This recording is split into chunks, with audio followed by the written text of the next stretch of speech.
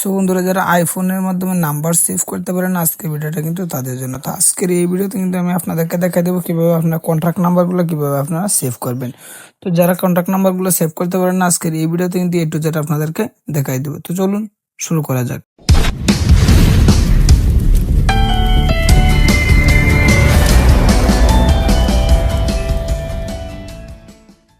তো এটার জন্য কি করবেন, আপনার ডায়াল অপশন দেখতে পাচ্ছেন, জাস্ট এই ডায়াল অপশনে কিন্তু একটা ট্যাপ দিয়ে দিবেন। তো ডায়াল অপশনে একটা ট্যাপ দিয়ে দেওয়ার পর কিন্তু এরকম ইন্টারফেস শো করবে। জাস্ট এই যে প্ল্যাটফর্মগুলো কিন্তু নিচে রয়েছে সবগুলো কিন্তু দেখে নিতে পারেন।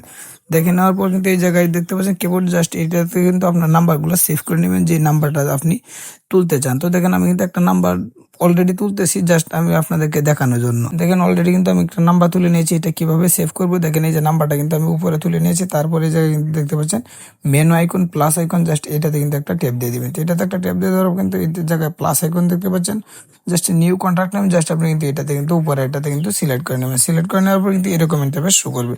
এরকম ইন্টারফেস শো করার পর কিন্তু দেখেন অটোমেটিক্যালি কিন্তু নাম্বারটা এই জায়গায় নিচে রয়েছে। জাস্ট অ্যাড নাম্বার কিন্তু আবারও কিন্তু অ্যাড করলে কিন্তু 2-3টা নাম্বার কিন্তু আপনি সেভ করতে পারবেন। অ্যাড ফোন নাম্বারে জাস্ট ট্যাপ দিলে কিন্তু হবে।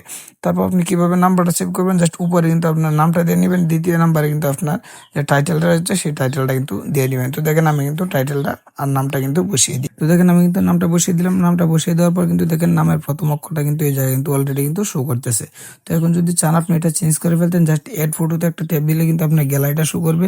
গ্যালারিটা শো করার পর কিন্তু এই যে দেখতে পাচ্ছেন, জাস্ট এই যে দেখেন ফটো নামে একটা অপশন রয়েছে, জাস্ট এই ফটোটাতে ট্যাপ দিলে কিন্তু আপনার গ্যালারি কিন্তু দেখতে পাচ্ছেন, যে গ্যালারি লিস্টে, জাস্ট এই লিস্টটি থেকে কিন্তু আপনি যে কোনো ফটো কিন্তু এখান থেকে কিন্তু আপনি সেভ করতে পারেন। তো দেখেন আমি কিন্তু সেভ করলাম না, জাস্ট এখান থেকে কিন্তু আমি টেপ দিয়ে বের হয়ে আসলাম।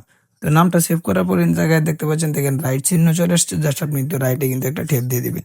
টেপ দিয়ে দেওয়ার পর কিন্তু অলরেডি দেখতে পাচ্ছেন দেখেন আমার নাম্বারটা কিন্তু দেখেন সুমন তালুকদার নামে কিন্তু আমার নাম্বারটা কিন্তু সেভ হয়ে গেছে। তো এইভাবে কিন্তু আপনার প্রত্যেক কিন্তু আপনাদের ফোনের নাম্বারগুলো কিন্তু সেভ করতে পারবেন। যদি ভিডিওটা ভালো লাগে অবশ্যই কিন্তু একটা লাইক দিবেন এবং সাবস্ক্রাইব করতে ভুলবেন না। তো আজকে এই পর্যন্ত, নেক্সট টাইম পরবর্তী কোনো ভিডিওতে আবার দেখা হবে। ততক্ষণ ভালো থাকেন, সুস্থ থাকেন, আল্লাহ হাফেজ।